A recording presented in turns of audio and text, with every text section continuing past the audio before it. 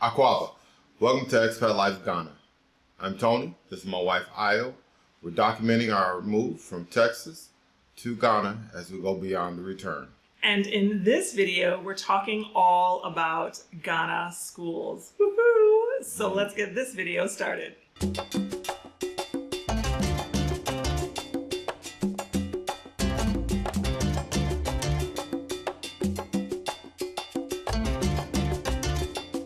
So, because of the pandemic, the lower grades are still out of session. But we went to visit Datus International School with Reverend Daniel. The older kids were still in school. So the secondary school kids are still having school. A lot of them are doing it virtually with Zoom and, doing remote learning. But the lower grade kiddos are not slated to go back until January. I know they're loving that. I know, right? It's like the spring break that never ended, Right. and here we are. But people keep asking questions, especially in the Facebook group, about schools and how the boys are and What are the schools like? right. Yeah. So sitting down with Reverend Daniels was awesome because he has been in education here in Ghana and abroad for over 30 years. So he's got a really great perspective on things. And he's a young guy. I know, right? Personal friend now, and you really would know he's been in education that long. He's really Totally at all. care of I know, right? It's like black don't crack, y'all. Black don't crack. But we got to talk about Ghana schools versus U.S. schools, the international school system here, how things overlap, so you get a better understanding of what grade level your kids would be at when they came, and what options are available. And then we also got to ask him questions about special education. We got to talk about caning and got the update there. And then we also were talking about dress codes, especially for you guys out there who have kids with locks. So I got some bad news for you. Yeah. All right. Stop geeking out. And let's get this interview started. Hey y'all, I'm so excited to be here interviewing a fellow educator and actually talking about what schools are like here in Ghana. I know that you have been dying to ask questions and get them answered. So we are here to answer the questions you guys have been asking me that I did not know the answer to. So how are you today? Can you introduce yourself? Well, I'm Reverend Prince Daniels, and I'm the Operations Director for Datus International School. Yes, so we are at Datus International School in Tema. Yes, we've been around for a while. Datus has been around for a couple of years, about 58 years now. 58 years? Yes, we were established in 12th of June, 1962. Holy cow, I didn't realize it was that. Yeah, so we've been around for a while. Established. We've been around for a very long time. Wow. And we've had a lot of products coming out of this place. Yes, now it's more than one building now. I seem to remember back in the day when I came through, you just had one side of the campus and now you've expanded the campus as well. We used to have the southern campus where we have the basic, the junior high, running the national curriculum. Got you. And then at this side is the place where we have the senior high and then the international college. Got you. So the senior high and international college is on one side, and then the national curriculum or the younger ones are on the other side. It's good to keep them separate. Okay, so now we have to take a second to explain everything that you've just said, because for people who are coming out of the United States, we're used to schools being pre-kindergarten or early learning, so that kind of takes you up to the age of 5.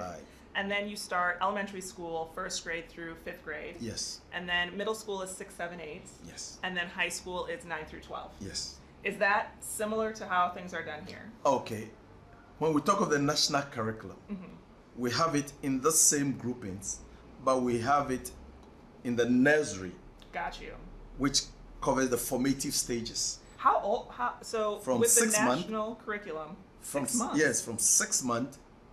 You are admitted into the nursery. You can start at 6 months. Yes, you can start school. And that's at for 6 national months. curriculum, like yes, Ghana for the national curriculum. Yes, so 6 months, because most of our parents are working mothers. Right. And we have mothers who want a place to keep their kids safe whilst they still go to work. Right. So right from 6 months, you can drop in your kid. Your kid goes through and become part of the formative stages. And how early does learning actually start? Like at 6 months, are they doing academic lessons? No, they are in for care. In for care. Yeah, okay. So we have carers, we have mothers who takes care of these kids. The ones at that age. Yes. So learning, actual learning, begins after a year, 1 year. When they're 1 year old, Yes. they start their learning. They start scribbling. We have a place where these kids can just play with all that they want to play with. No, I'm laughing because in the U.S., you know, we are responsible for sending our own kids to daycare or figuring out childcare Okay. until they enroll in kindergarten. Now, in some states, they start at 3. Yeah. But that is the earliest. Earliest is 3. Oh, wow. Anything prior to that would be a parent going to find a care center that had actual curriculum. Okay.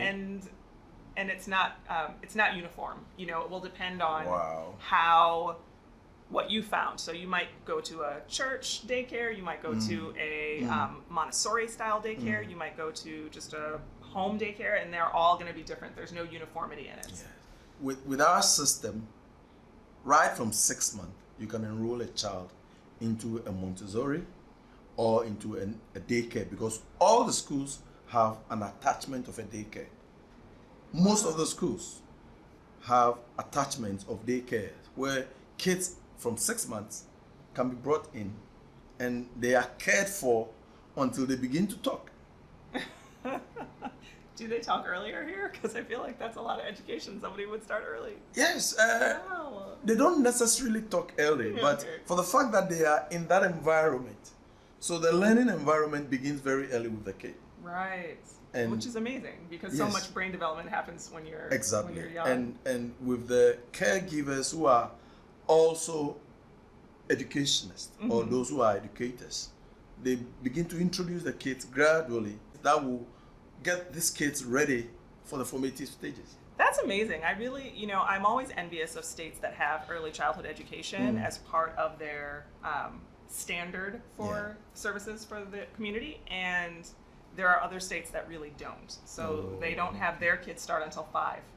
Wow. So there's no school until the age of 5. Like the state of Texas. So Yes. Leo didn't go to formal school until he was 5. Oh wow. Wow. Yeah. You know, it is in our system, every well-established school wants to get the kids right from the beginning. Yes, because I would not like you to bring up the child from a certain level before handing them over into my system at a certain age. So it's more thoughtful about the continuity of Continuity. education. Continuity. Making sure that the child has the kind of foundation that you want for your system.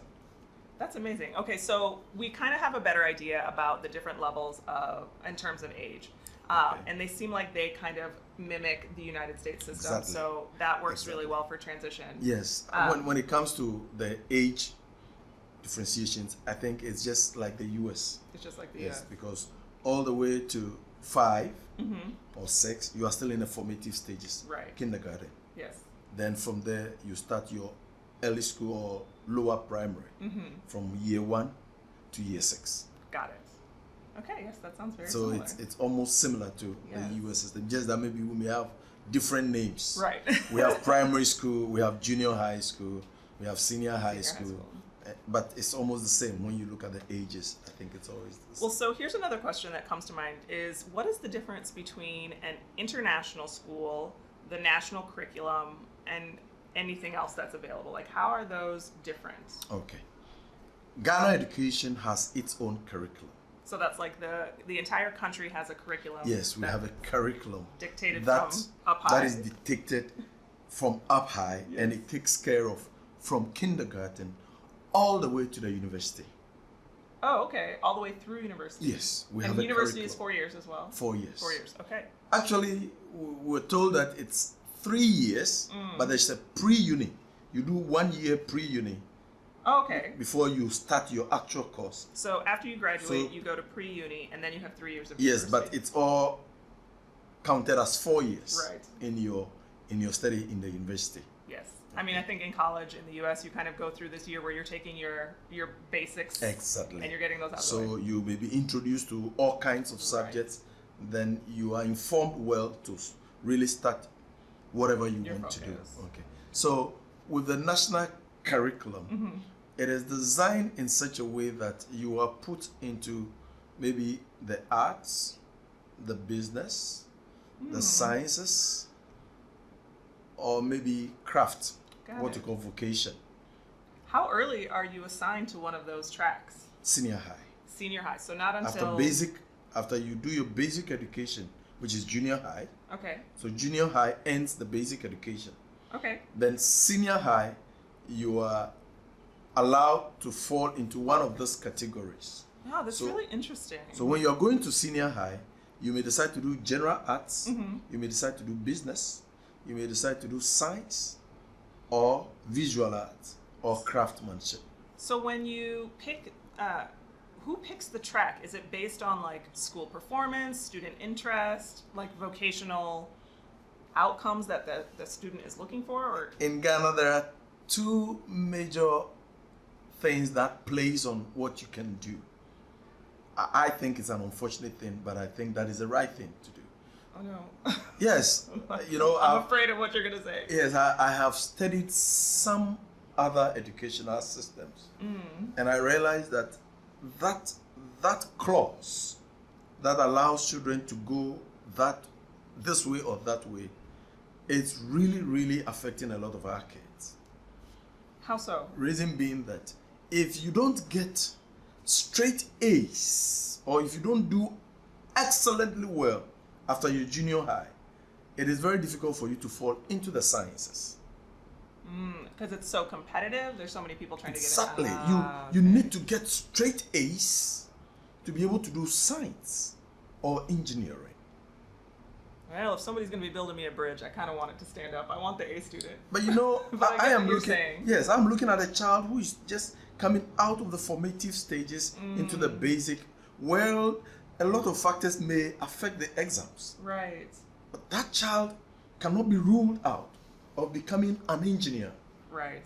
You understand? And we have a lot of examples throughout the world of people who did rather poorly in school or poorly on exams, but did very well in the workforce or in their careers. Exactly. So sometimes those two things are Exactly. not So I wish we have a more open system right. where along the line you can still branch into any of those departments when you're mature enough to decide that, yeah, I think my brains are developed well enough to handle this. Well, and I think about it too, like a college student it's known in the US that if you're in college, you're probably going to change your major 2, 3, or 4 times before you find the thing that you like the most. Exactly. For senior high school, once they're tracked, can they change tracks? Or once you're in science, you're in science. Once you're in arts, you're in art. That's what I'm talking about. You can't change. So that when I enrolled into a senior high school as a general arts student, the subjects that I do gives me a track. Right. For example, there are 4 core subjects that everyone is supposed to do: maths, English, science, and maybe social studies. For now, they are adding ICT, What's ICT stand for? technology. Oh, okay, tech. All right. Like computer technology. Got you. Everybody is supposed to have a basic in computer technology. So you do this 5 core subjects, and then you have your selectives or your elective subjects. You may decide to do physics, chemistry, biology, plus your core subject. Right. Then this puts you into the science track. Into the science track. You do something like literature and English, French, and maybe geography or history. Right. It puts you into the general arts track. Got you. You do something like jewelry, graphics, general knowledge in art. It puts you into the visual art or the craft track. And this is all in high school. So All this in is high all school. for 15, 16, 17-year-olds. Exactly. And this is going to affect what you're going to do in the For university. the rest, it affects the rest of your life. Yes. Unless maybe you graduate with a degree, you want to do a second major, you want to Okay. do something else, but it will still keep you in a track. Right. You can't veer too Switching far. or crossing carpet, it's a bit restricted by that. So if you ask me, for all this while in education, these are areas that I think that as education, as a system, we need to be looking at. It's really interesting too because I've talked about this before with fellow educators in terms of the US. that we don't track our students. So everybody has to take everything. Yeah. Which, you know, if you do have a child who excels in math, but is terrible at social studies, and they aren't scoring the grades they need in social studies, but they're doing really well in math, they still kind of get penalized in the school system because they don't do well in a thing they're not interested in. Exactly. And that probably won't help them later. So I've always wondered how tracks would work. Exactly. But there's obviously a pro and a con. Yeah, to there both is. There is systems. always Yeah. a pro and a con, and you know we've been in this system for a while, so Right. it has become the norm. The norm. But education is evolving. Things are changing. So that is the more reason why Datus has the international system, running the international curriculum, Right. running like the Cambridge system, and then the international baccalaureate system, and then we have the national curriculum, so that parents have the option of where to put their kid. Right. Hi, I'm Leo. Subscribe right now. All right, so how is the international or Cambridge system different than the national system? Okay. As I told you from the beginning, we've been practicing a way of education for a very long time. But with the evolution of education, how things are going, you need to train the child to be internationally minded. I completely agree. Yes. So education cannot just be limited to what is good for Ghana. Right. So we are training the child to have that education that is relevant, education that is transdisciplinary, so that the child is all rounded, fit into the international system, not into the Ghana system. So when we talk of the international curriculum, it's just a system of education that prepares the child for the international world, for Right. the open world, not necessarily the Ghana kind of education. Yeah, and you know, we had talked about this prior to the interview about how sometimes it seems as though the Ghana curriculum is more factual and more informational, like a lot of information, a lot of facts, a lot of Yeah. knowledge. But sometimes it feels as though it falls a little short in terms of the application of information. Exactly. And you're saying that the international schools lend themselves a little bit more to the application more, because they're more prepared into for- application, more into child-centeredness than teacher-centeredness. Right. The international system, international curriculum, international idea of schooling puts the child first. The child does it. It practicalizes education than theory. Right, and I really like how you said that, the practicalization of the education, because it really does. I think that's a big change that we've been seeing in the U.S. Yeah. Is that we want to see problem-based learning. We want to see the application of knowledge in a way that is more relevant to post-secondary, either employment or education. So I noticed that myself when it came to education here for the boys, was that the Ghana version is a little more skill and drill, a little more Yes, I think you use the perform. right word, skill and drill. Yes. So the child is taught to do things. The child is made to answer questions. Yes. And the child, in a way, is prepared for exams. Yes, it's like teaching to the test. That's what we call it in the States, is that, you know, you're not teaching the kid how to do something, you're just teaching You're them to teaching pass the to test. the test. And I think I have a problem with that. I don't know whether because of a bit of exposure. But getting the child to have an education should go beyond writing a test. Yeah, the test is not. Yes. The test is not life. And that is why in Datus we try to create a blend, a hybrid system. And it is even affecting our national curriculum, because Well, that's good. teachers in the national curriculum are introduced to this kind of teaching, this kind of exposing kids to practical learning than theory learning. Yes, and it's so much different. I mean, like the two things can go together, Exactly. but it has to be thoughtfully done. Datus is not the only one doing this. Right, in there's Ghana. multiple We have international schools. multiple international schools, and it is affecting our national curriculum. So the national curriculum developers are seeing the impact of the international Exactly. curriculum and format and trying to So, improve so you themselves. realize that this year, close to the end of last year, beginning this year, the government decided to rework on our curriculum again, trying to hybrid the Cambridge, the International Baccalaureate, and then the national curriculum into one unique curriculum. I see. So that some of these things can be introduced into our curriculum to change our mindset, change the way we teach, Right. change the way we see education. Ghana is not an island. It is We, not. we belong to a community. Well, in the world, in every country is now having to develop a workforce that can function internationally. Exactly. It's not really is not about being functional in your independent country. You Yeah. have to have some kind of international background because it's a global world now. That's it. It's a global world. So if you were an American who was coming to Ghana and you were going to enroll your child in school, which school format do you think would be most painless in terms of transitioning a child? Would it be the IB? Would it be the Cambridge? Would it be the national system? Which system is most? The Cambridge and the International Baccalaureate, it's worldwide.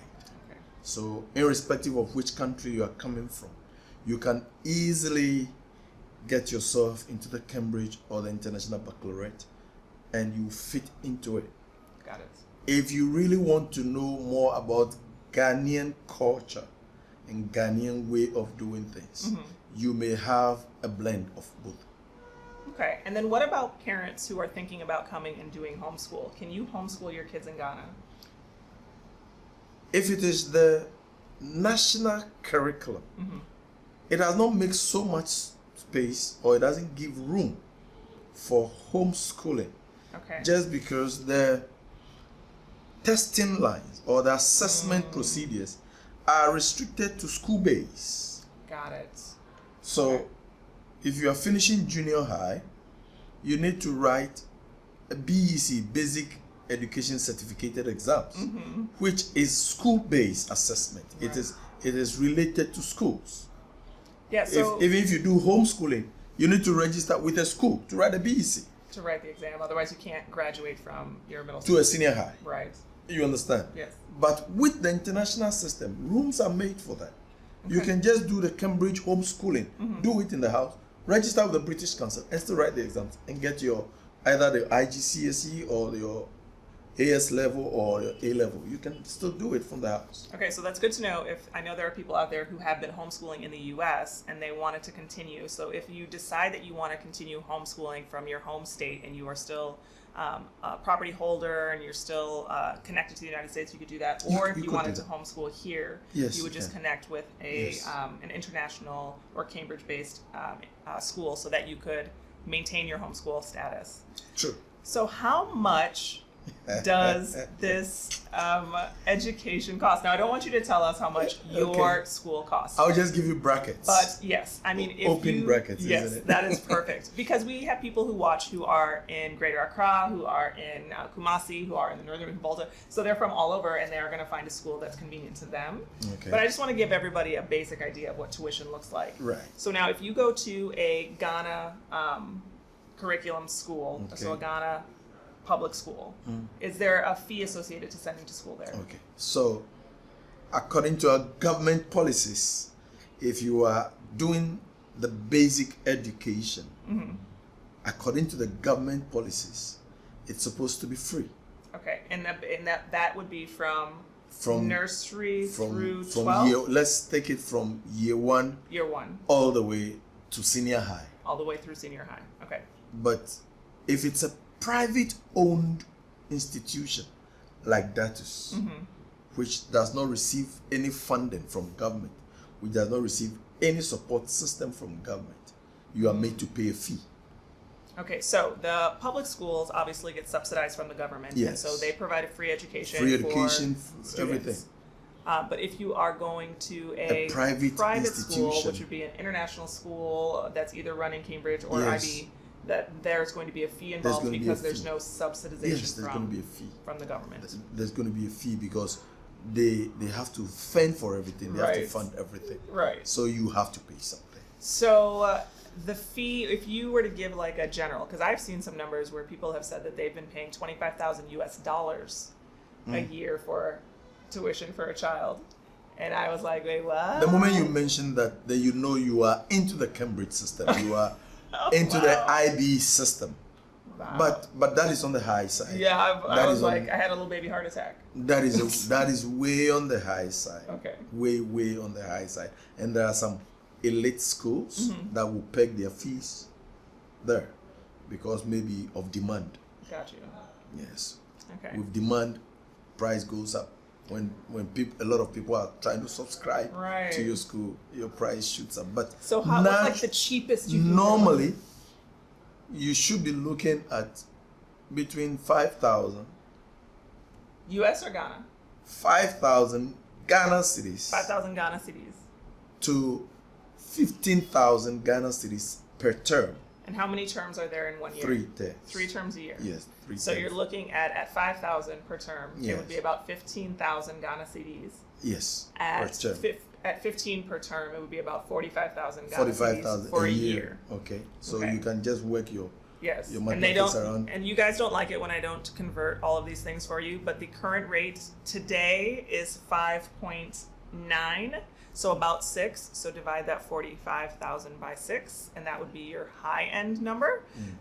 So we're looking at like $7,000 or $8,000. Exactly. Plus, that doesn't include uniforms or books. No, we're just looking at tuition. Right. So Just if looking at tuition. yeah, so if you're on the high end, I would say your mental budget would be about $8,500, and your low end, if you were able to get away with that 15, would be about $2,500, $3,000. Exactly. So US dollars in conversion for the year, and that kind of includes a little bit of money for books and uniforms, and other things that you need.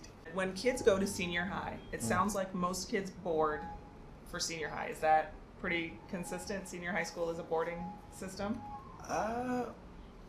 If you look at even the government policy for now, it's trying to reduce most of the senior high system into community day schools, Okay, so especially because it's going free.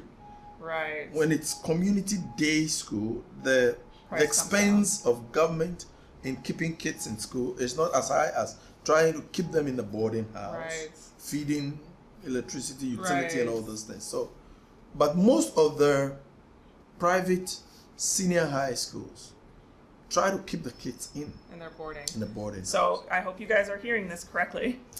When your kid goes off to their freshman year in high school, they are going to board at their high school, and you'll visit on the weekend maybe one time or once a month. It might not even be that we frequent. normally have 3 visits in a term.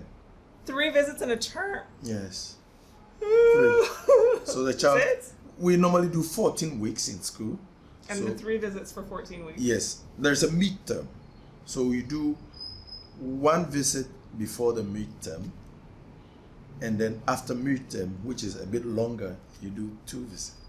And then do they come home in between the terms? That's the midterm. They come back Yes, to you. there's about 5 days that a child For a spends week. in the house. So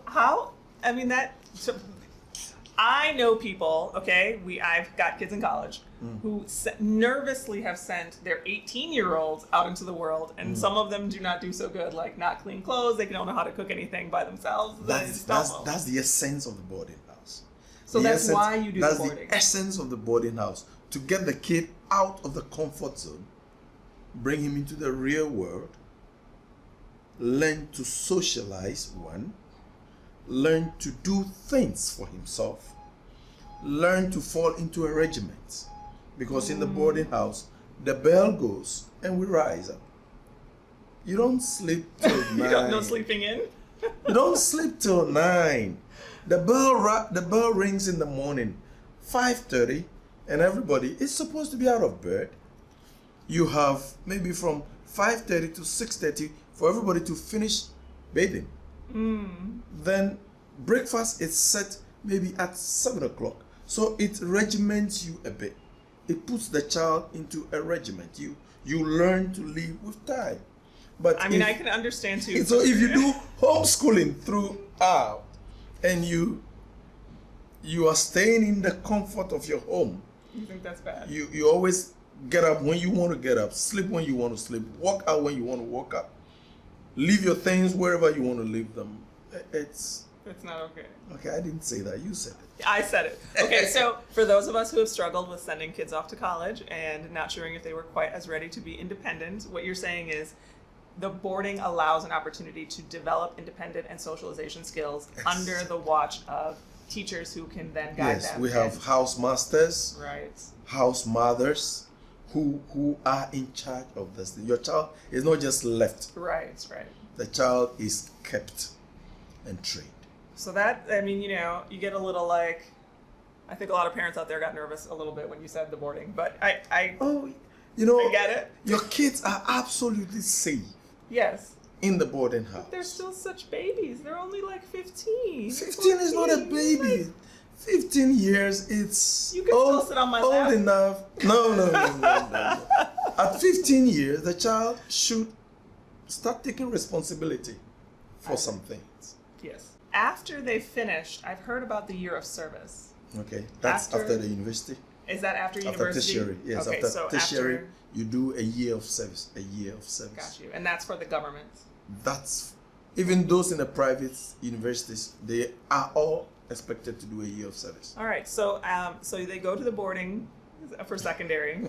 Then they do a year of basics, and then 3 years of Yes, university, and that's then they 4 do years. a year of A service. year of service. Then you before can they dec- go and then you join can the decide. workforce. Yes, you can either decide after your first degree, after your year of service, to join the workforce, or get a second degree. And would that be a second, like a bachelor's degree, or would that then be a master's degree? Master's degree. Master's That's degree. the second Okay. degree. Yeah.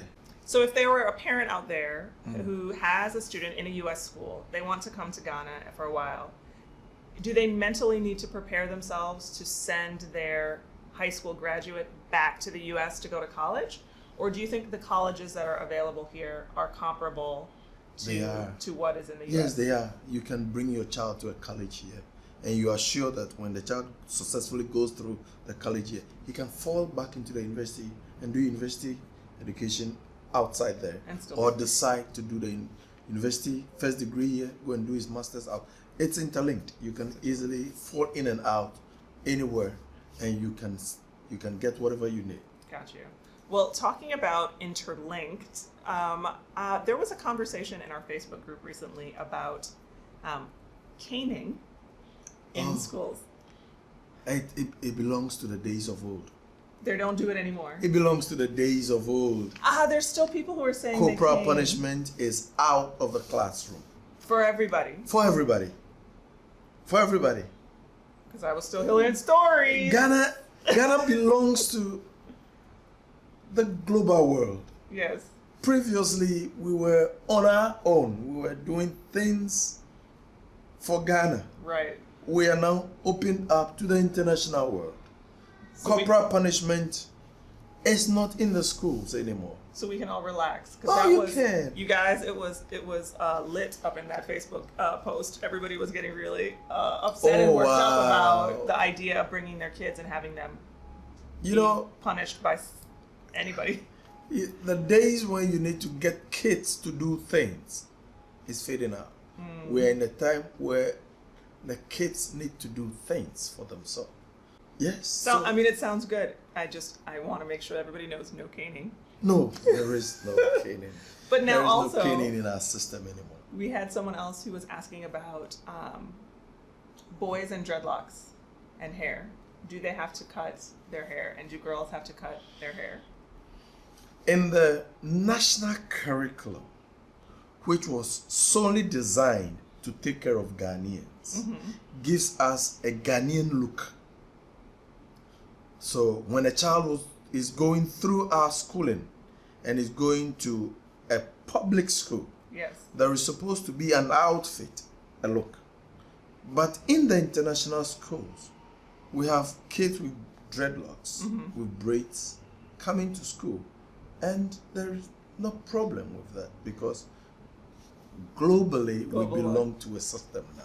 So, so if you are in a Ghana school, you might have to cut your hair. Yes. If you are in an international school, you may or may not, because I do know that there are some international schools that still have a standard for appearance. Yes, for appearance. Which may or may not include, high top fades and So braids you and decide. things. So Right. when you, as a parent, when you decide to opt for a school, you need to find out all Find of out these that things. Whether information. is my child allowed to braid? Is my child allowed to pin up and come with Earring. Oh yes. So these are things that you ask just for you to be informed, Right. so that the child does not fall in as a misfit. Absolutely. Yes. Well, so I'm going to go back to this idea of exams in terms of making the transition. If a parent is coming with a child who is just at the end of middle school and would normally, if they were in Ghana, be writing exams, but in the U.S. has not done it. Okay. When they come, does their kid have to write exams so that they can start tracking in school, or they don't have to? Most of the Ghanaian educational schools have what we call entrance exams. Okay.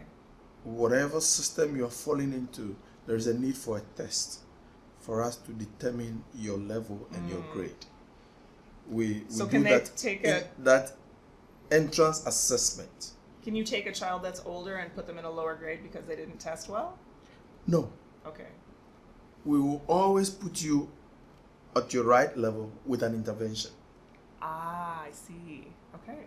So the reason for the entrance assessment is not to bring you down, but to know what level you are on, what kind of interventions needs to be put in place. So now what if you go through your entrance exams and you actually test higher than your age? Do you push students ahead or allow them to skip grades?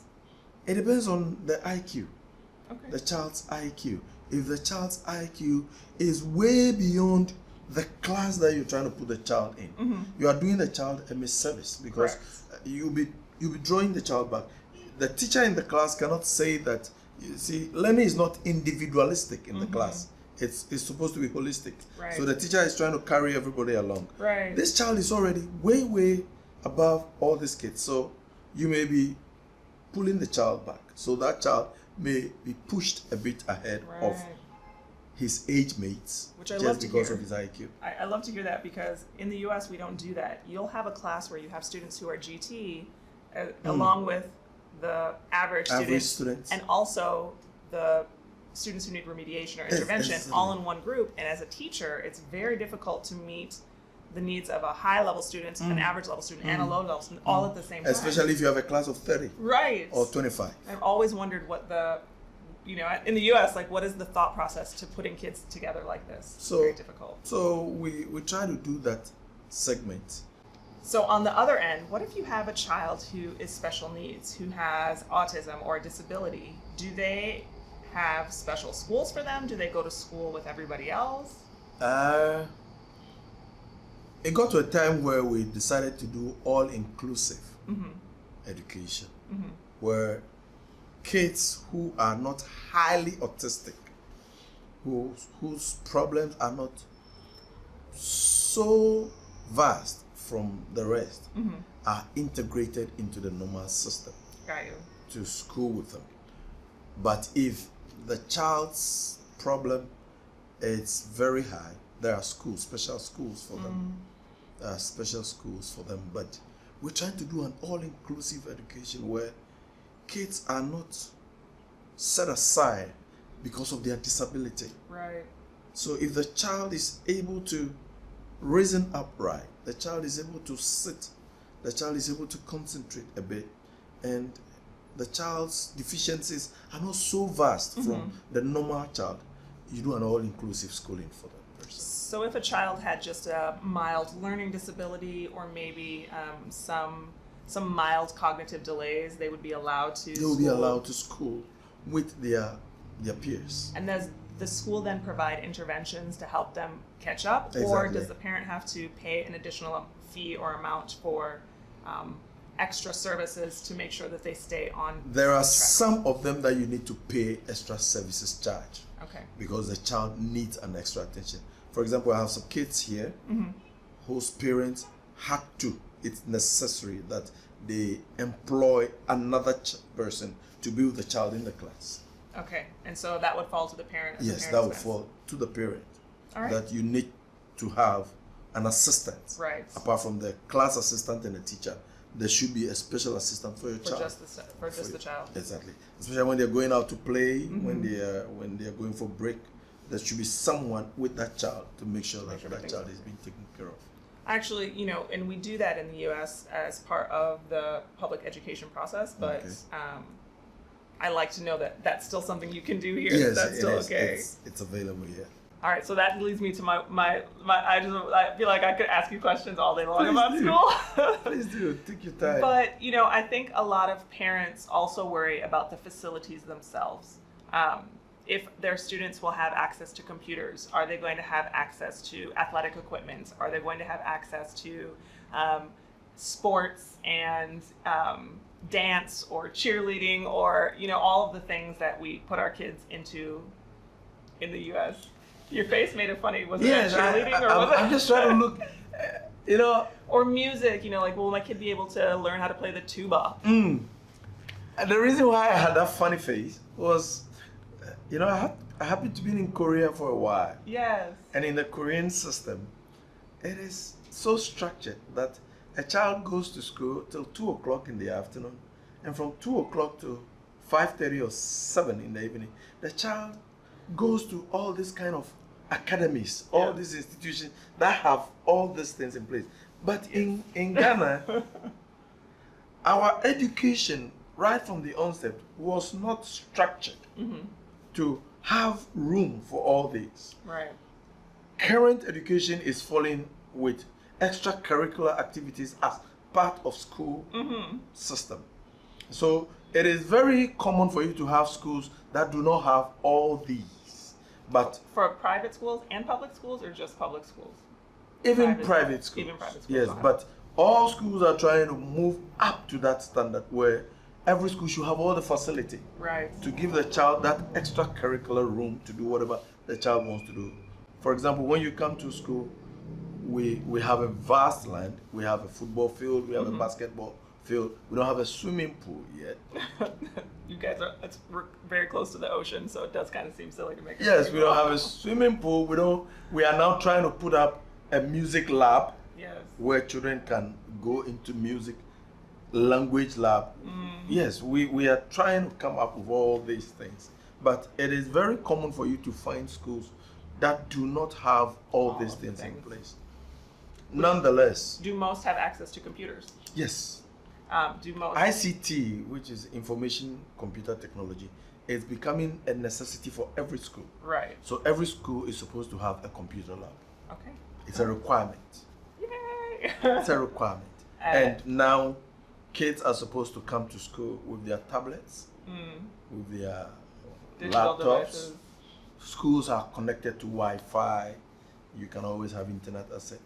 I know I'm making the funny face because I'm like, come to my house and give me Wi-Fi. Why is my Wi-Fi not consistent? Okay, sorry, I digress.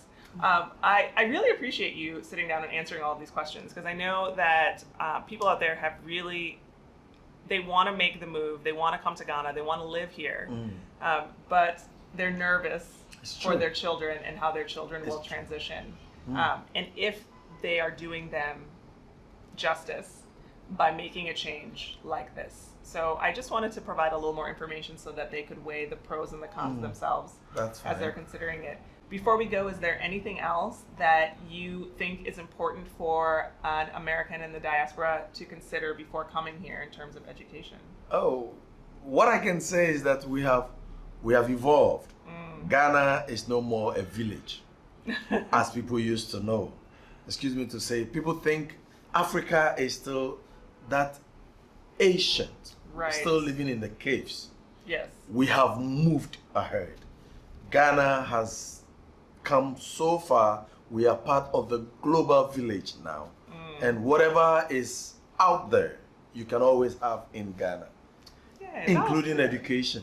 I like that as a close because people are nervous and I think they need to let go of their preconceived notions that they have. Yes, they're no more. We are no more in the ancient of days. We have come far.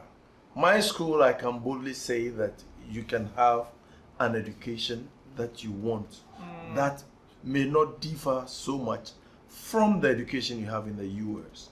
It may even be better if. Hey, a couple people have said that too. They have said that they think that the education system here in terms of international schooling is better than what you can get. I have a couple of white students. I have a couple of Americans who decide to bring their kids here just to get our kind of education because it molds the child into some unique way. Right, and then still in an environment where you're getting a lot of culture as well. Exactly. So.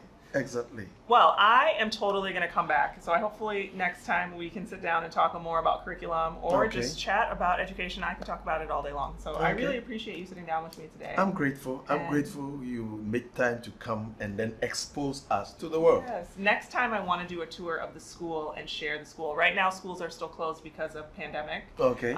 And so after January, we're hoping that the kids will be going back to school. Yeah. And I think at that point it would be great if I could come back and maybe I'll be take glad a to tour. have you. Okay, I'll so that'll always be the next thing. I'll always be glad to have you around. All right, so if you haven't subscribed yet, make sure that you subscribe so that when we come and do the tour, you don't miss anything.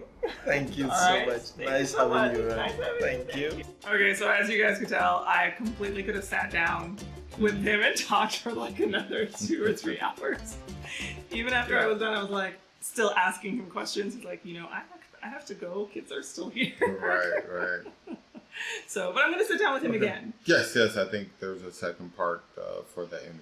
Yes, that has totally. happened. I think for me, one of the biggest takeaways was money. How the different levels of money involved, as far as you can go from 5,000 CDs to 15,000 CDs per semester. Per term, and for some schools it's semester. There's 2, but some schools it's terms and it's that's 3. three, yeah. So make sure you know that as you're pricing out places. Yeah, absolutely. And I think that would go to the quality of education you're going to get.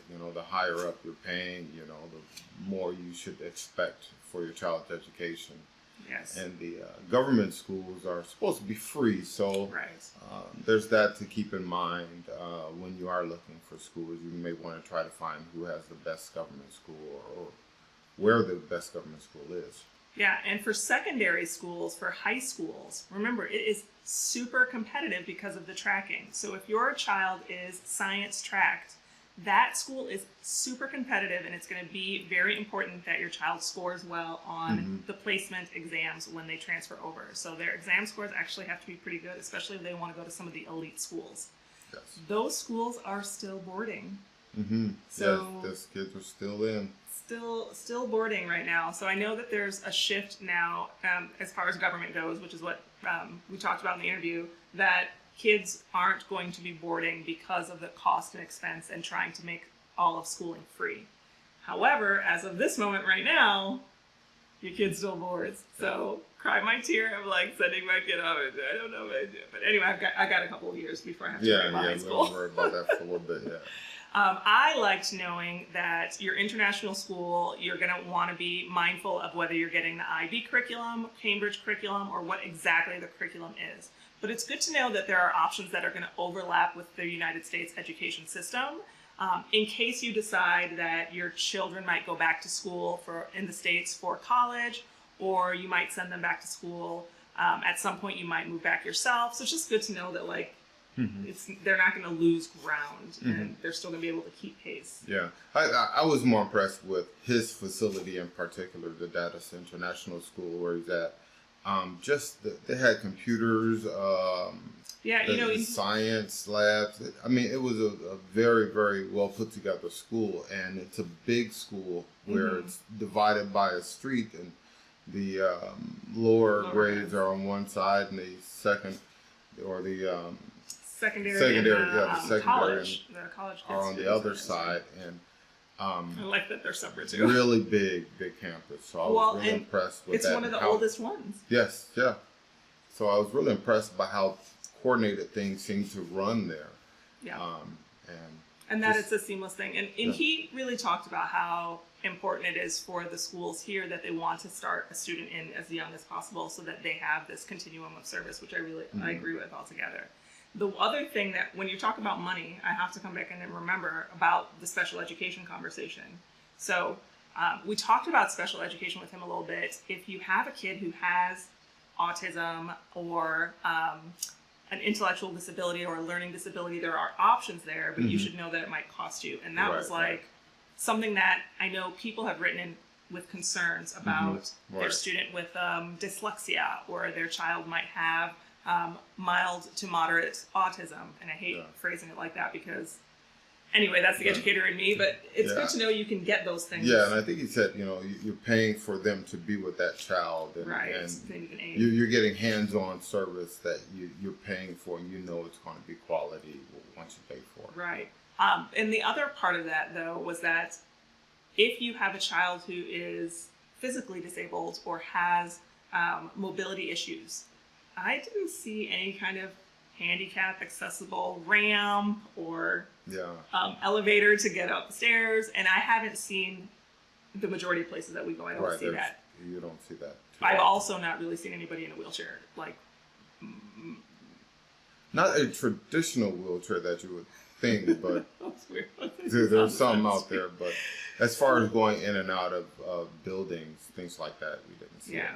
So there is no ADA laws here. So if you do have a child who has a severe physical disability or limited mobility due to injury or disability, I would say that is something you are going to want to think very critically about, because accessibility here could be an issue. Mm-hmm. The last thing that we talked about was caning. Allegedly. It was over and not supposed to happen anymore. However, talking with a couple of students that we know, some teachers still do it. So you want to be mindful of the fact that, the system is over, but it's still lingering on a little bit. And that's what I talked to 2 middle schoolers, one 8th grader, one 7th grader, and they told me that they were both caned just this last school year. Now, school hasn't been in session this year, so they haven't been caned this year because they're not at school. But they both said that they've been caned in the last, during middle school, one just last year. And both are really good students not behavior issues. So I was like, wait, why were they caning you? And if you get a 96 and they know you can get 100, you better get that 100. She got caned for getting a 96. I know. And she's at an international school. Right. So she's not at a Ghana school. She's at an international school with tuition and all of that. And she did. And then the other student that I talked to said she got caned because she didn't do the assignment the way the teacher wanted her to. And her take on it was, you're not supposed to cane, but teachers will do whatever they want to do in the classroom. Something to think about. Yeah, so I know in the interview we said no caning, but according to my research. Hands-on experience, it still happens. And as far as dress code goes, again, from my hands-on experience here, talking to some middle and high school kids, they're having a ball right now because school's not in session. So they can wear almost what they want. Yeah, they've got flat high tops going on that are way out of dress code. They've got braids with beads and all kinds of stuff in it. A couple of girls have even done the extensions and all kinds of stuff because they're able to be out of dress code learning remotely. Right. But even at international schools, there are limitations. So although Reverend Daniels talked about some flexibility, I would say that might just be at his international school. You're going to want to check at the one that you're interested in to see if those lovely locks are going to get cut. I would say like 60% chance. Yeah. 70? Great chance of them getting cut. Yeah, so just know that. How did you feel about that conversation about extracurricular activities? I mean, for me, I feel like that's such a part of the U.S. experience for our kids, and it's so not here. Right. Well, for me, I had interest in their basketball program because I'm an old basketball head myself. So I was like, hey, you got a good coach? So if you go to Datus, you might find Tony's the basketball coach now. Right. So, I think the focus may shift in time where people are going to want their kids to be in something extra, and the idea of having extracurricular ideas isn't really big here, but I think it's going to come. Yeah, I think so too. Just because I feel like the global impact of that, like to help make it your student or your child most competitive in an international market. Parents are going to start to want to demand those things. Right. But right now, if you want your kid to do extracurriculars, you really are going to have to line a lot of those things up yourself, which also means paying extra. More money. So if you want your kid to take music or art or local language lessons or basketball, karate. Yeah, whatever it is, you're going to end up paying for that, but it'll be worth it. You know, your kid will be a little more able to. More rounded. Yeah, more rounded. Yeah. Yeah. So that was it. I want to go back. I know you had a chance to really walk the whole campus. Mm-hmm. So I want to go back myself and actually do a little more snooping around when kids are all in session. Because I want to see what the classrooms are like with the teachers and everything else. So we're going to go back and we'll probably hit up another school. I'm still curious though, so drop a comment below. What questions do you have for the next time we go back? Are there still things you want to know about the Ghana system? Are there things you want to know about Datus specifically? Mm-hmm. I feel like we had a good interview, but you know, I get all geeked out, so I was all in the moment. Yeah, when it comes to education, I just let her run with it. So this was her baby this week. That's right. And I had fun. Yes, you did. Legit, we could have talked for like 2 more hours. I'm not even lying. But if you have not subscribed yet, please hit that subscribe button. Hit the like button because hey, why not? Absolutely. And I think we will see you guys in the next video. Yes. That's all they are for now. What do you think? You think Luke's gonna get caned like every day? Oh, every day, that boy. Leo's gonna get caned like 4 times a day. Leo's gonna come in and get caned and like, here, teacher, just whoop me preemptively. Yeah, just take it now. I'm ready. I'm ready. Oh boy. This is horrible. It's horrible, right? I know.